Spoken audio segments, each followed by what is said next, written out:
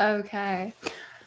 Welcome back, everyone. We are tuning in and again, just honing in on that frequency of reclaiming your authority of your reality. We are implementing the law of assumption that's always at work. And really taking this time to kind of come together to hone in on that certainty, hone in on you truly being the creator of your reality. And if you're new here, welcome. Check out all the past videos to follow up. To everybody else, we're going to keep going.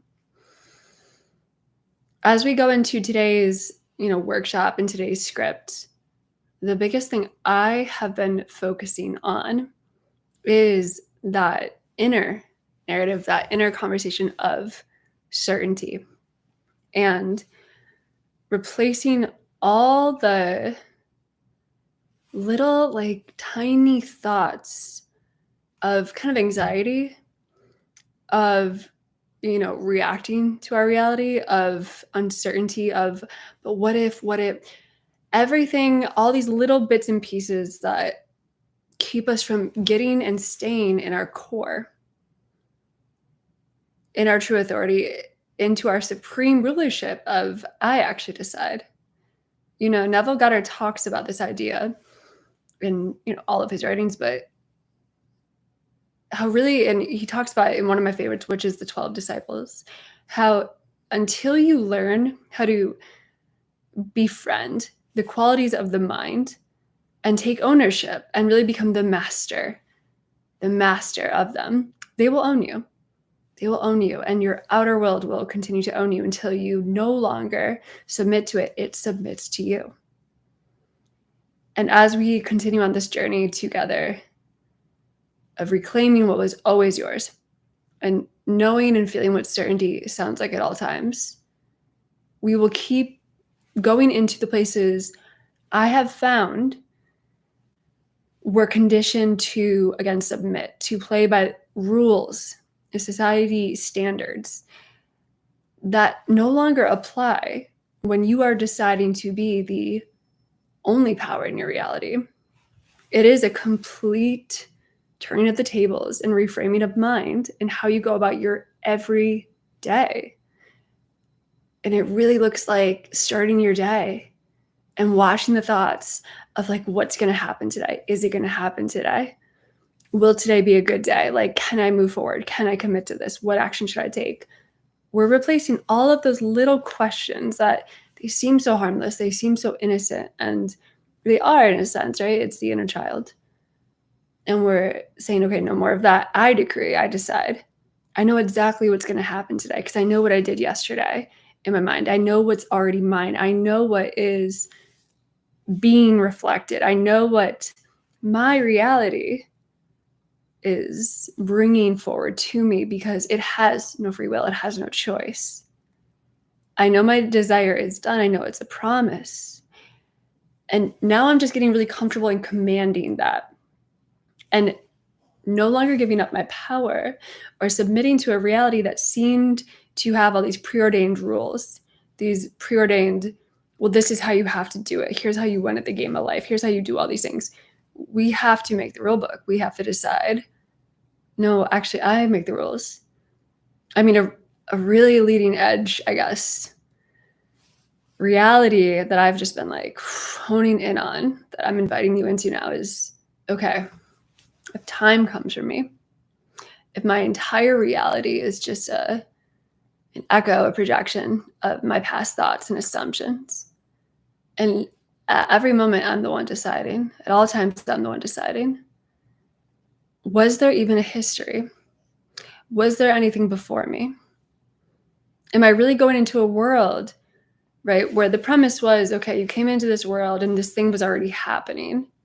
You were born and this thing was already happening and we were conditioned to all these ideas. But I think part of if you will, being kind of baptized into your own authority is well, no, actually, everything is here now in this moment with me. There was nothing before. There is nothing after, right? I am the way with this, for real. I'm going to be God of my reality. I got to be God of my reality. So that means I'm the truth. I'm the way. That means, yeah, it is coming through me. I'm deciding. And a big part of that is taking all that energy that before we had out there that was saying, this is how you do it. Here's how you have to like play the game, whatever. And having the courage and breathing into it and like just owning it and be like, yeah, no, here's how it's going to go for me. Here's how it's going to go for me. Now, a lot of times I've seen this with myself, my clients, we get caught somewhere. The rules felt too big. Something like felt like we had to do it a certain way until we kind of get into this place of it's not working, right? Because if you're playing by the outer world's rules, like it's not rigged in your favor. Obviously, it's rigged in the quote unquote other's favor until you decide this is my game. These are my rules. You have to do that. Nobody else can do it for you. And when you still try to kind of play the game of the outer rules, you are submitting. That's just what it is. Okay. Versus being like, oh, all right, I tried that. It didn't work. And you'll hear that, like, Neville talks about this too. And I've had it in my own life where I was playing by the rules out there, consciously, unconsciously. But I was kind of like doing a half-hearted law of assumption. I was like, but I'm still going to meet the expectations. I'm still going to do the right thing. And then when it would fail me, it would like break my heart and put me in this place of like, well, now I have to use the law because nothing else has worked. And I've done this again and again. Where now the beauty of that is in that situation where no outer circumstance is working for you, you do have to reclaim it. It is up to you. But that was the thing all along. So now as I share this next workshop and this script, it really is about acknowledging the ways that we could get caught up and then just be like, no, I'm going to go ahead and claim my authority now. I'm going to decree it. I'm going to have it go my way. Instead of, again, getting caught into the pattern and getting to a place where like now I'm stuck and I have to use the law. I have nothing else, right? Because with that mastery, to me is like preemptively really deciding no matter what was in place before, I am always the one deciding. I'm going to take the time to get used to commanding and decreeing my reality until it feels natural. I know another voice for me was like, this is exhausting. This is exhausting to keep having to command, to keep having to like restructure things. A way that I'm trying to kind of settle into that and relax into that is, again, when the desire is done, when we have this desire, like it is already complete and whole as it comes to you and it's coming through you. And so again, all the 3D is actually doing, it's not actually opposing you. It's just being like, well, then what do we do with these structures that we still believed in? And as we get more confident in that certainty and the commanding, that it's just, the commanding is just basically you're telling the 3D what to do because it's actually the 3D that's always looking for the answer, not you. It's the 3D that's trying to ascend. It's the 3D that is trying to learn from you. It's the 3D that is trying to acknowledge, interact with you, and be what you want it to be. And I think when we see it more clearly that it's not actually opposing you, it has no will of its own. It's just reflecting old structures that we didn't even realize we took on, whatever. It's like, okay, so what do you want me to be then? And yeah, there's obviously discipline in this. There's obviously the ability to like build that muscle and be like, okay, this is what it's going to be. And to trust yourself as God of your reality of like, I actually know what I want it to be and I trust it. And it is interacting with me and staying in your core, staying in your power and not letting the mind kind of circulate of who's in charge. You are always the one in charge, but it needs you to be in charge, truly. Just like a child needs that, an animal needs that. They need you to like claim your own dominance here. You're the only one that can do it. And there's joy in it too when you recognize that the type of dominance that you are claiming and creating is not the same kind that you've seen to obviously abuse or manipulate others. This type of dominance is a whole different type of power because you do it from within and then it reflects. And like Neville says, when you do it in imagination, no one gets hurt.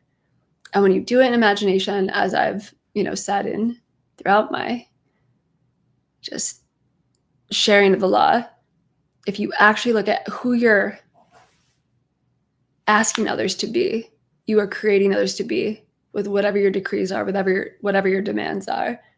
It is always a far more courageous, enlightened, loving version. So we're not keeping people stuck in old ways, and we're not keeping ourselves stuck by embracing this full power. So let's listen in and keep reclaiming. Let's all take a big breath in and exhale. And I really want you to feel into your core. Take a few more breaths in and out at your own pace, but feel the core in you. So take awareness from the head, but bring it down into the heart, into the spine, into the belly, all the way down to the root of your spine, all the way down into the earth. Skies around you, everything is you. It's all your consciousness. It's all interacting with you right now. It's playing by your rules, but did you make them? Have you decided what they are? And again, the beauty of that is if you have the desire, then you know what you want the rules to be. All right, let's go in. You're in the midst of guiding your clients through a deep... That is not my voice. Hold on. Let's use Katie's voice. Thank you. A deeper understanding of the manipulative tactics they've endured, particularly from sociopaths and female narcissists. The images flashing on the screen highlight the most brutal truths about these individuals. I want to note something too. To me, there's something about taking these like terms of sociopaths or narcissists, whatever. And again, not avoiding, not being afraid, swallow it up, eat it up. It's just a state. And as we eat it all up and what the world was, full of all these wild things, we eat it up and we transform it into what we want it to be. Again, so much of reclaiming your authority is not being afraid of these things, eating them up because, right, when we're avoiding it, you're still giving up your power versus like sociopath, narcissist, whatever the tactic was, fine. I can see it, I can eat it, I can change it because they are me pushed out. There is no free will. And so we can take on these very, at times, like terrifying ideas that seem bigger than you. We're like, wait, but they're not. But they're not. And there's so much power in that. And when you do it from the heart, when you do it like we're doing it, you're bigger than the narcissist, you're bigger than the sociopath. And that's what reclaiming your authority is. It's not avoiding these things. It's integrating them and saying, okay, what do I want it to be? I'm going to let this fuel me. Okay. Their need for power, their love for manipulation, and their complete disregard for others. But today, you're flipping the script. You're not just exposing these tactics, you're teaching your clients how to strip them of their power entirely. Midday. Inner Conversation, LLC, 2025-54. The session opens with a question from a client who has been entangled in legal battles with a sociopathic ex-partner. The constant court appearances, the lies, the manipulation have drained him, leaving him feeling powerless and trapped. They keep winning, he says, frustration and exhaustion clear in his voice. No matter what I do, they twist everything, lie under oath, and somehow they keep coming out on top. How do I fight someone who doesn't care about the truth?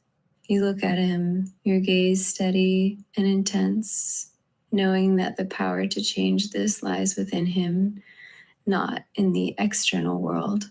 You don't fight them on their level, you say, your voice carrying the weight of absolute authority. You rise above it. You understand that they're not playing by the same rules because they don't believe in rules. But here's the truth. You are the one who creates the rules of your reality. You don't need to play their game. You create your own, where you always win, where truth prevails, where they have no power over you. He looks at you, a flicker of hope in his eyes. But how? How do I make that happen? You revise, you say, your voice like steel wrapped in silk. You go back to every court appearance, every lie they've told, and you rewrite it in your mind. You see yourself winning, standing tall, unshakable. You feel the power of truth in your veins, and you assume that the outcome has already been decided in your favor. You command it into being. You don't leave room for doubt, for fear. You live from the end where you've already won, where justice is on your side, and you watch as reality conforms to your will. Addressing the tactics of sociopaths and female narcissists, you turn to the group, knowing that many of them have dealt with similar tactics, manipulation, lies, emotional games designed to isolate and control. Sociopaths and female narcissists thrive on power and control, you begin. Your voice smooth, but with a sharp edge that cuts through the room. They manipulate, they lie, they twist reality too. Inner Conversation, LLC 2025, 55 suit their needs. But here's the truth, they only have power because you've allowed it. You've believed their lies, you've played their games, but that stops now. You take back your power by refusing to play along. You see through the illusion and you rewrite the script. You see them nodding, the understanding beginning to dawn on their faces. They've been giving their power away, but now they're ready to reclaim it. They love to isolate you. You continue addressing the female narcissist tactic of excluding and ostracizing others to feel superior. They make you feel small, unimportant, unwanted. But here's the secret. They're terrified of you. They know your power, and they're doing everything they can to keep you from seeing it. But you see it now, don't you? You see that their actions are nothing more than a reflection of their own fear, their own insecurity, and you don't let it touch you. You rise above it, knowing that you are the one in control, that you are the one who decides your worth, your value. You don't need their approval, their validation. You validate yourself, and in doing so, you strip them of all their power. Okay, so to me, the biggest realization for me as I've come into situations myself with this and work with clients around this is when you truly are recognizing it is all your consciousness. And that also means even the things in the world that are uglier, like what we just listened to, people that they also play by their own rules. They also make their own games, but they're still strictly playing with circumstances, right? Where in your reality, you are the only thinker. You are the sole power. And so it really becomes recognizing that, okay, they are you pushed out. And whatever they're doing, however they're doing it, to me, again, it was about reclaiming that I technically I'm going to take on the same things that they're doing, but I'm going to do it from a very different place. And I think that was terrifying for me, right? Where if there are narcissists or sociopaths where it's they just make up their own rules. They don't care about the truth. They just care about power. They just care about whatever. Well, technically, a lot of those same elements are involved here, right? We have to care about power. We have to care if we are the only power, right? It's just what it is. We have to care about power. We have to care about control of our awareness, of our attention, of our states. And so we take the same things that have looked so scary and been so abused, but then when you really take it on without the judgment, right? This is where Neville does speak to this a lot. It's not about morality anymore. It's about when you are going into your wish fulfilled and you're realizing you're the operant power and you take away the idea of, am I a good person? Am I a bad person? Am I whatever? And you go into your true desire, whatever the true desire is, it always works out for the best of your entire world. Okay, because there's just that infinite intelligence in there where it's going to expand, where the sociopaths and the narcissists that are just playing with circumstances, that's the house of cards we see it all the time. It collapses. It can't sustain. It doesn't actually take in the good of the whole, right? But you have to be willing to take in your thoughts on power, your thoughts on control, and maybe how it's been done to you, or you've seen it that a part of you is probably I don't want anything to do with that. But we have to reintegrate it and make it our own, right? Because then, again, you're still submitting to it if you're not willing to look at it and being okay, but if I am going to make my own rules and I'm going to play my own game, but this is the one where everyone benefits, where everyone wins, it's a completely different thing, yet the elements are all the same. The intention is very different, though. And so what I want you to embrace, and what I've been embracing, is my love for power, my love for control, my love to do it all on the inside and then allow things to reflect.